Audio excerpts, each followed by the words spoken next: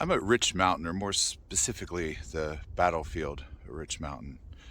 On July 11th, 1861, there was a Civil War battle here where a bunch of Union soldiers under the command of General McClellan and Colonel Rosecrans defeated the Confederate Army that was under control of General Garrett and Colonel Pegram.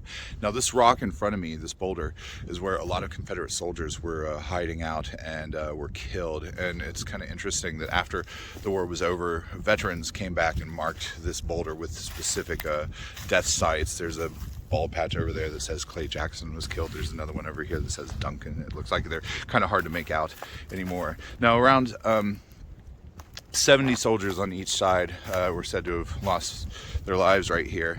And yes, there are ghost stories. We're going to walk over a little ways and I'll show you where the biggest one happened. So this tombstone looking thing in a cage here marks the site of the Hart House.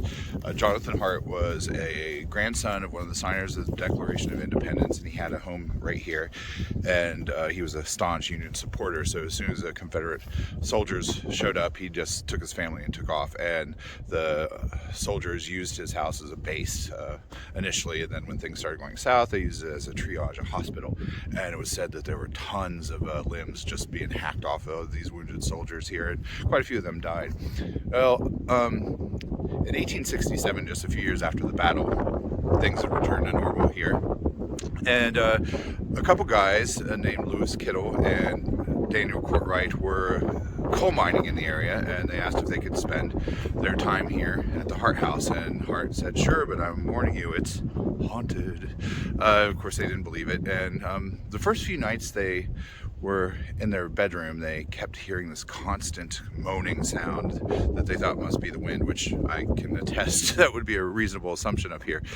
But on like the third or fourth night, Kittle woke up and the sheets were pulled off his bed, and he looked up, and as his eyes were adjusting, he noticed this kind of clammy light cast across the bedroom, and these 8 Confederate soldiers took shape in the darkness, and they hoisted something up that seemed to be invisible, and then started marching out of the room. And as they went, he began to see that it was what he described as a handsome young man, the body of a dead Confederate soldier.